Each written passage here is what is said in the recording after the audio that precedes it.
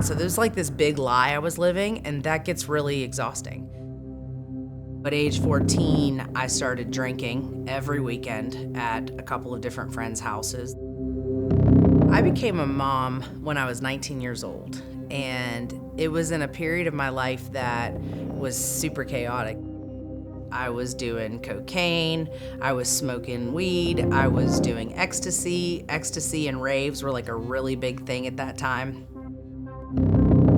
When I would picture what a family looks like, I would picture this family of a mom and a dad and the kids, and everybody just gets along and there's no problems, and that's what it's supposed to look like. I remember my son got up on the couch and was trying to get my attention, and I told him to sit down and be quiet. Meanwhile, there's people drinking all over my house and being loud and obnoxious, but I'm telling my child to sit down and be quiet. It was the first time that I got physical with him, and I remember I slapped him so hard that I knocked him off the couch.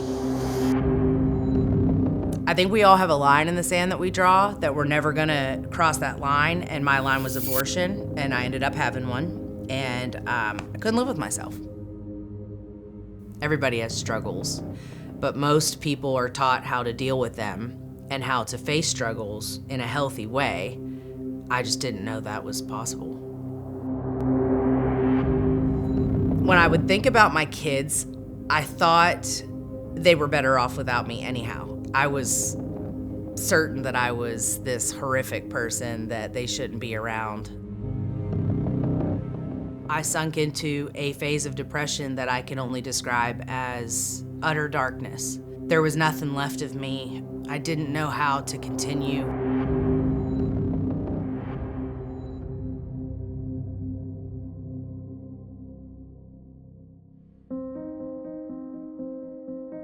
My parents got divorced when I was 14 years old, and growing up in that house was chaotic. My parents fought a lot. They were somewhat violent with each other. They weren't really violent with us, but we just witnessed a lot of things we shouldn't have seen. But it was the same pattern that they saw growing up. Both of my parents come from divorced families and violence, and by the time I was 19 years old, I was already in such a self-destructive place, and I was doing cocaine and drinking every weekend and just partying my face off. When I found out I was pregnant, I feel like there was probably this like little glimmer of hope inside of me that like, okay, so this gives me a reason to slow down. I knew that I was on this train wreck of destruction. And so when I got pregnant, I was kind of excited, little shocked. My boyfriend at the time did not slow down. When I was 7.5 months pregnant, my son's dad came home after being out all night and with another woman, and he hit me, and it was a lot for me to take. I was emotionally distraught, I was devastated, and I ended up going into labor early. After having my son, his dad and I separated quickly after that happened. Kind of kept it straight for a while, took care of my son the best I could, but those destructive desires were still there. I didn't know how to be a mom, didn't really want to be a mom. Never really saw my parents, displaying what normalcy looks like as a parent, so I certainly didn't know what that looked like or how to make that be a thing in my house. I remember my mom was throwing this big party, this big bash, and, at a young age, all you want is your mother's attention. I was sitting there, like a kid would do, tapping his mom on the shoulder. I'm like, Mom, Mom, Mom. And she threw me off the couch and then told me to go in my room, and then she locked the door on me. And at that time, I felt lost. I felt abandoned. I felt hopeless. Like I had nobody. I remember being around my friends and their families and having the interaction with their mother, wondering why I couldn't get that same attention, wondering why I couldn't have that same love or connection with my own mother. The guy that I was dating was a good guy. We actually ended up getting married throughout this like 6-year period or so.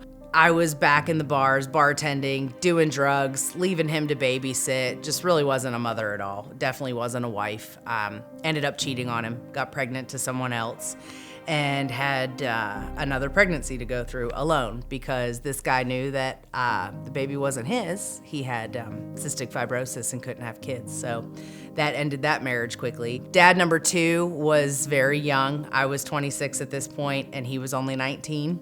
And so he was in that same place I was in when I was 19, not really ready to have a kid. Ended up having my daughter 2 months early because of stress, and the times that him and I would get together, it was a lot of fighting, and I was very depressed through the pregnancy. Here she is, she's a year old. My son goes and lives with his now clean father because he was very jealous of me having baby number 2. I went to go live with my dad. Now, me and my dad always had a great connection, and I finally said, you know what?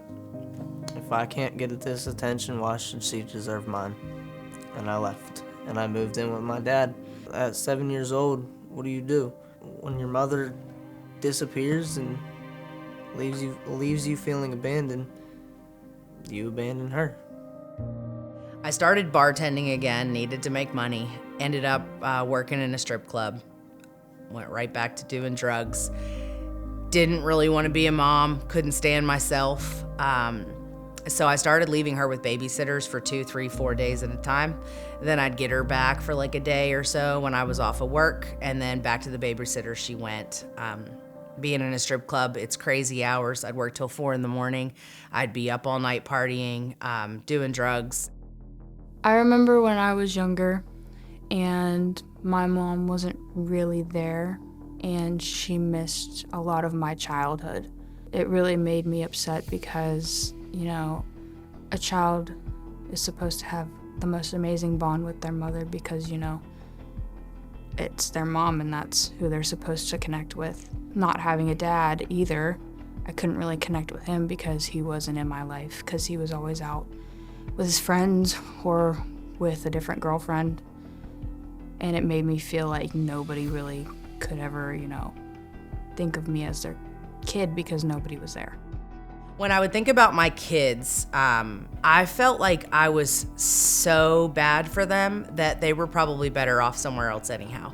And so in order to be able to maintain this lifestyle that I was living and have this separation from my children, I had to do more drugs. I would just numb the pain with drugs and alcohol and people, and as long as I could stay high enough, I wouldn't think about them, and I certainly didn't think they were thinking about me. They didn't even know me. I had hit this place where I just was exhausted. So there's like this big lie I was living, and that gets really exhausting.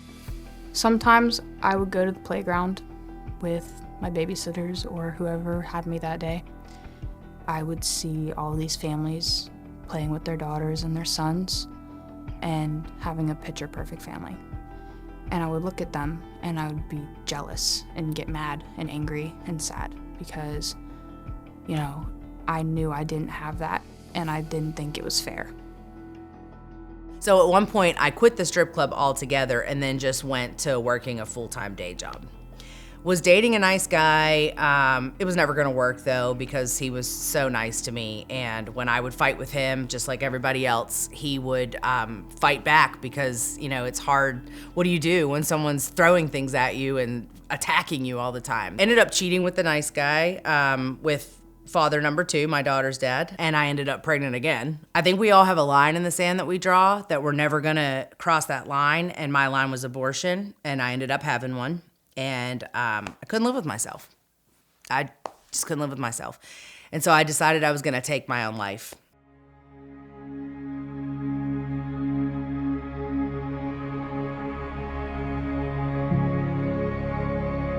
I was in this place where people that were close enough to me knew something was wrong. They could tell that something wasn't right. But I was really good at like putting this face on, you know. The reason I decided I was gonna kill myself is because in the meantime, A couple of years had passed since the abortion. I started dating the guy I'm married to now, Dustin, and still destructive patterns, came at his head every time I was mad. But he didn't fight me back like everybody else. He had this way of just being really big in the room without having to use force. And he was patient with me. We ended up pregnant 2 different times and had 2 different miscarriages. And I really believed in my head, because of all this stuff religious people had told me, that God caused those miscarriages. God let all this bad stuff happen to me, because why would God give me a chance to be a mother again when I chose to take my own baby's life? When I pictured what heaven looked like, I thought for sure that those 2 babies were standing in heaven next to their brother or sister that I chose to take out, and I was gonna have to face the reason why I was mourning too, but chose the one. So for me, I thought, well, I remember hearing a pastor say one time that if you commit suicide, you'll go to hell. And so I thought, well, I'd rather do that than ever face that conversation in a heaven. So that was the whole reason I was gonna take my own life. A friend of mine invited me to church, and for me, I thought, well, there's no point in me going to church. I have certainly crossed the lines of ever coming back from any of the things I did. And so I was like, yeah, I'm probably not gonna go to church. It'll probably, blow up if I walk in. But, she didn't let up. She kept asking and kept asking. She didn't throw all that religious stuff in my face. I went into the church that day anyhow because I promised her that I would go. And the pastor that day was talking about abortion, funny enough. He said something that day that changed my life.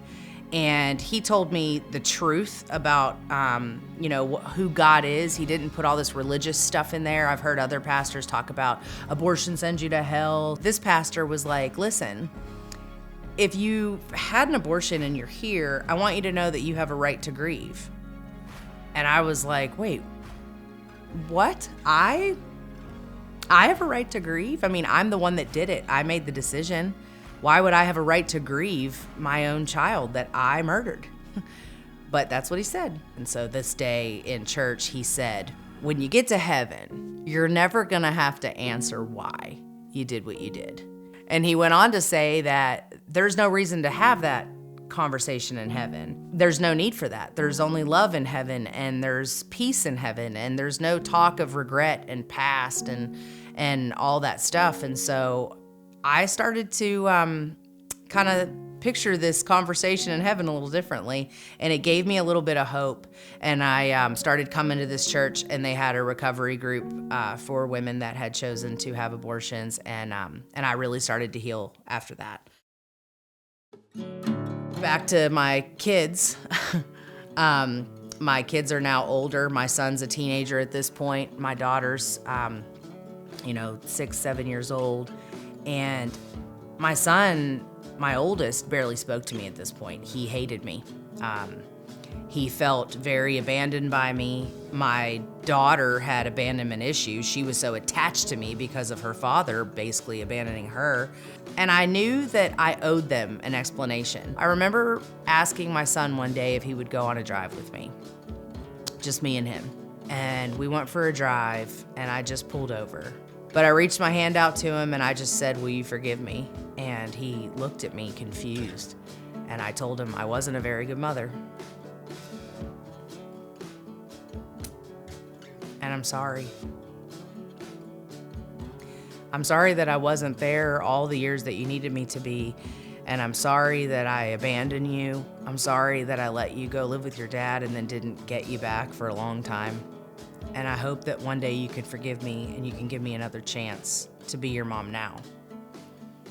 And he grabbed me and hugged me, and that day we just started this path to restoration, the two of us. And then my daughter, same thing. Her journey with me was a little different.